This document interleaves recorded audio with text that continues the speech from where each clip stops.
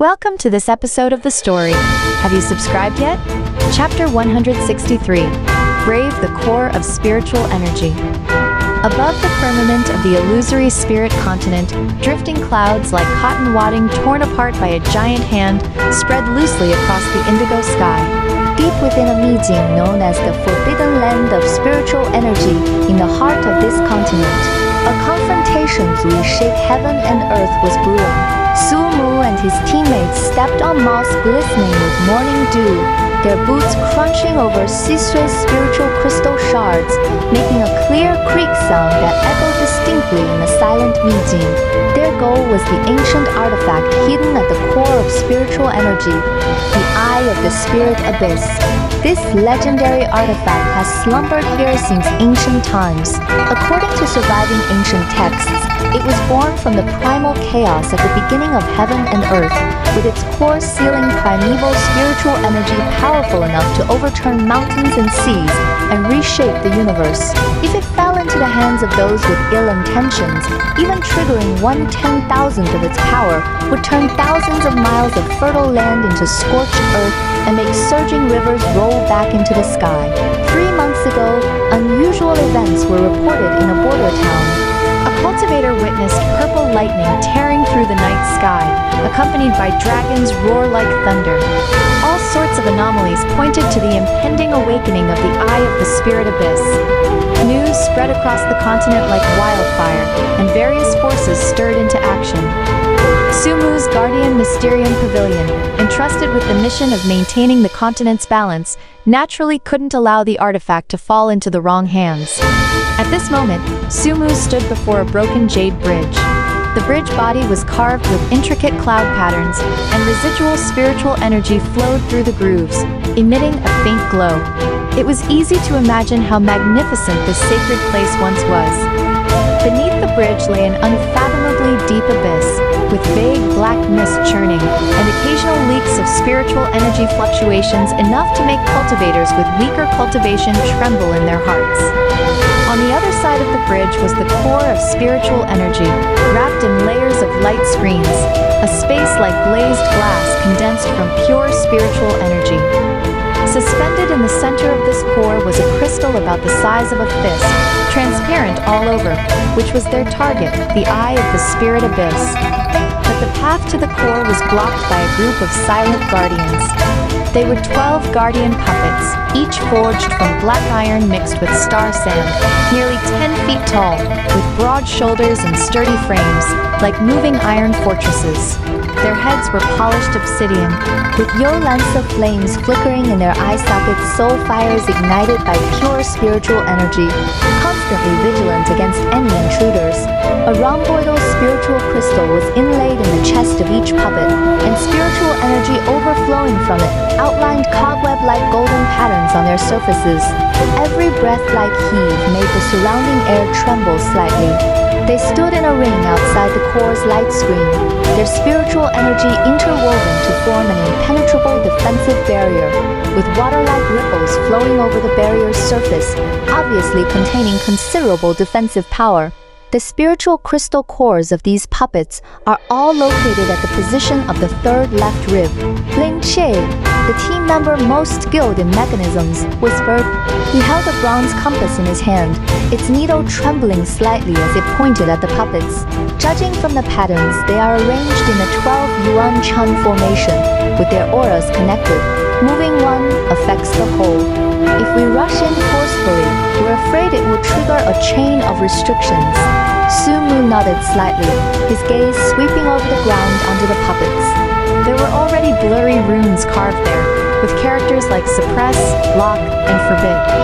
Faintly recognizable, obviously set by ancient cultivators to strengthen the defense. He took a deep breath, feeling the warmth of spiritual energy flowing in his chest, and his fingertips unconsciously caressed an ancient jade pendant hanging at his waist. It was the time-reversing jade pendant given to him by his master when he first joined the sect, and the key to his ability to wield time-reversing spiritual energy. I'll draw their attention. You take the opportunity to destroy the formation nodes. Su Mu's voice was calm but firm, with an unshakable resolve. He turned to look at his teammates, his gaze lingering on each of their faces for a moment. Remember, the defense of the core light screen will show gaps when the puppet's spiritual energy is in disarray. At that time, Lin Che, you use the spirit-breaking cone to strike directly at the formation's eye. The others will cover you. The teammates exchanged glances, each seeing determination in the other's eyes. Chu Yao, the youngest in the team, gripped her staff tightly, the spirit bead at its head emitting a soft light. Brother Sumu, you must be careful. The attacks of these puppets have a soul-devouring effect. If you're hit, don't worry. Sumu raised his hand and patted her shoulder, a faint smile curving his lips. I haven't seen a puppet that can trap time-reversing spiritual energy yet. No sooner had he finished speaking than he took a step forward. The moment his right foot touched the ground, the time-reversing spiritual energy in his body, like a wakened dragon, surged through his meridians.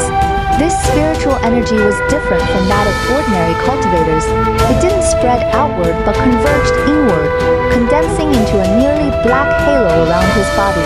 As the halo swirled, it was as if countless tiny fragments of time were floating within it, shrouding him in a strange blur. This was the characteristic of time-reversing spiritual energy, able to distort the flow of time around him within a certain range. Buzz, all 12 puppets turned their heads at the same time, the obsidian heads making a click sound like gears meshing, and the Yolance's soul fires flared up suddenly. They obviously detected this special spiritual energy fluctuation, their originally stationary bodies leaning forward slightly into a defensive posture, the spiritual crystals in their chests glowing more intensely. Sumo didn't hesitate for a moment. His figure suddenly turned into a black lightning bolt, charging toward the group of puppets. With the boost of time-reversing spiritual energy, his speed exceeded the limits of reason. Wherever he passed, the air was torn into transparent ripples, letting out a sharp whistle, as if countless invisible blades were slicing through the air. Gravel on the ground was swept up by the air current, spinning and flying around, hitting the puppets' black iron bodies with a clinking sound. Formation, activate.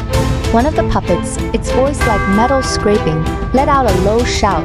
The 12 puppets instantly changed their formation.